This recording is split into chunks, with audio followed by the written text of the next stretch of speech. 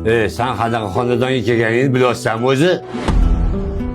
Men qizimni o'yda to'y qilib olishing uchun katta qilmaganman. Senga beradigan qizim yo'q. Allohu akbar. Nima bo'ldi ukam? Rozi bo'lishdimi? Opa, uyda to'y qilaman desam, yo'q deb jahli chiqib ketdi adasini. Bizadagi kambag'alga kim ham qizini berardi? Erkak kishining omadi bilan o'ynashi bo'lmaydi. Hali hammasi yaxshi bo'ladi. Ko'p o'ylab siqilma ukam. Opa, ko'rib turganingiz mana shu meni to'yxonam. Xudo xolisa VIP stol olganligi, monitor, оформление, dejurniy sostav, undan tashqari sveti muzikani tekin qilib beraman. Ukam, to'yxonang juda ham chiroyli, lekin o'zing qachon uylanasan?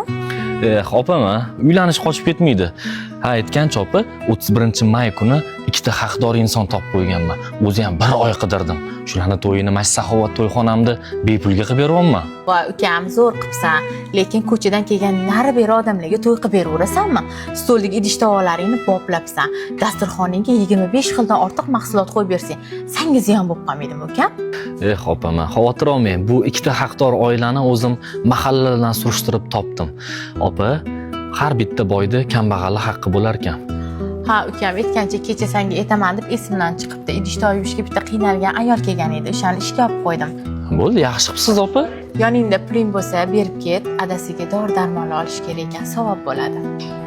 Yengishchi